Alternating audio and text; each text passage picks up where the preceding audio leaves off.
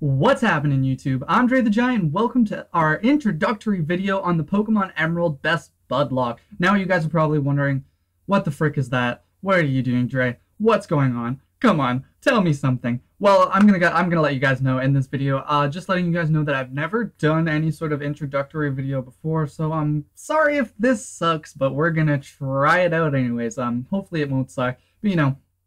So let's get on with the BestBudLocke rules. Now, obviously, since it is a locked variant or a Nuzlocke type of deal thing, we're going to have those three Nuzlocke rules that are always present and stuff. So basically, if any Pokemon is to faint, then it is to be considered dead and must be either released or permanently boxed. But in our case, we're going to permanently box them because I can't let go of them like that. I can't. I just want to be able to look in the box and just remember all the cutesy-wootsy little Pokemon that we had that just totally got demolished by something. And the next rule is any Pokemon that you encounter, or that you catch, must be nicknamed for the purpose of forming stronger emotional bonds, which I actually freaking love doing, just letting you guys know that. And the last rule is you may only catch one Pokemon, or the first Pokemon that you encounter in each area or routes or wherever you are. Like if it's a new area, you can catch a Pokemon there, but it's only the first one that you encounter.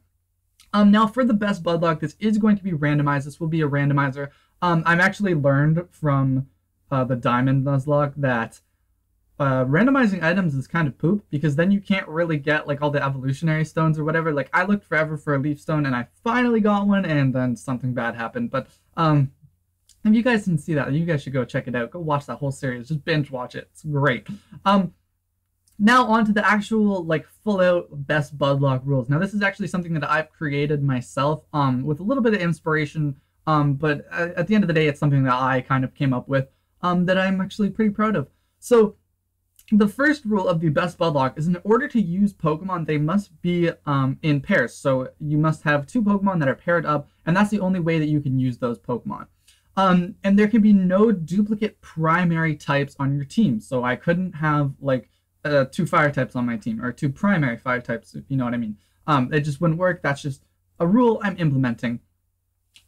Now, pairs are to be determined in the order that they are caught. So say I go into Route like 1 per se, and I go and catch a Pokemon there, then the next Pokemon that I catch on Route 2, let's just go with Route 2 for whatever, because 1 and 2. The next Pokemon that I catch on Route 2 is to be the Pokemon that is paired up with the Pokemon that I caught on Route 1. So if that's pretty self-explanatory.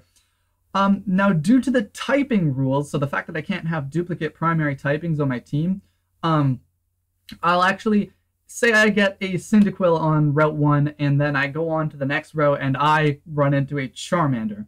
Now, since we can't have duplicate primary types, I would have to run away from that Charmander or just completely destroy or whatever I have to do to get away from it. And I would re-encounter until I got a Pokemon, say like a water type, say I got a Totodile. Then we would have a fire type and a water type matched together, and that would be just dandy. So that's one thing. Just so nobody gets really, really confused, like, oh, why did he run away from his first encounter or whatever? That's the reason. Now, the next thing is, when a Pokemon in a pair dies, so say Cyndaquil and Totodile over here. Let's go with Totodile dies because I don't like Totodile as much. So say Totodile dies, then that pair is to be broken. Totodile's gone. So like this Totodile gone. See, gone. Totodile gone. So Totodile's gone and is to be dead and boxed forever. But here's Cyndaquil over here, just kind of chilling. So like, not both Pokemon die, but due to the fact that we need to have Pokemon in pairs to actually use them, I can't use the Cyndaquil. But it's not dead. So I think, why is it not dead? Why don't you just kill it? Like, what's the point of doing this? I'm gonna get to that. So when you're encountering your next Pokemon, so say Totodile dies and Cyndaquil is just left all alone. When you're encountering your next Pokemon, you can actually redeem the Pokemon that that was part of a pair that has been broken. So Cyndaquil over here is left all alone, but we can redeem that Cyndaquil. So in our next encounter, we can catch another Pokemon and link it up with Cyndaquil. Now, the thing about that is that if I run into another fire type, per se, I won't be able to redeem my Cyndaquil because it just doesn't... it doesn't seem fair to me that I'd be able to re-roll and stuff for that. And if I don't end up catching a Pokemon, or if I just like full out knock it out, like get a critical hit or something and just it's gone, I don't end up catching it for whatever reason, then I can't redeem Cyndaquil, and Cyndaquil is then to be considered dead. So if I don't redeem Cyndaquil, then I can't actually redeem Cyndaquil ever, and it's to be dead. But you do have that one chance. Just reading off my little thing. So yeah, that's pretty good. And now, as a last rule, just for fun, if you're actually, this is actually for complication type reasons as well, but I'm not really going to get into that. But if I am in a double battle, both Pokemon that are in pairs, so say Totodile is still alive and Cyndaquil is paired up with Totodile, then we have to, like, they both have to be out on the field while we're in a double battle. So that is just the last little rule there.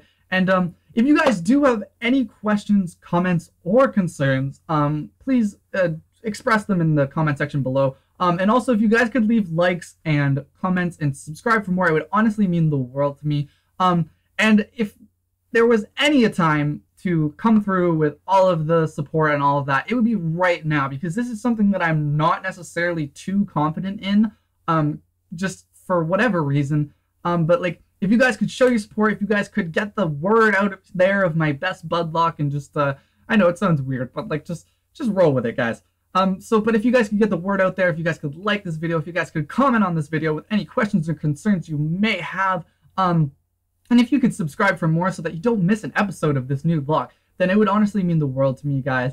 But anyways, I'm Dre the Giant. Thanks for watching, guys.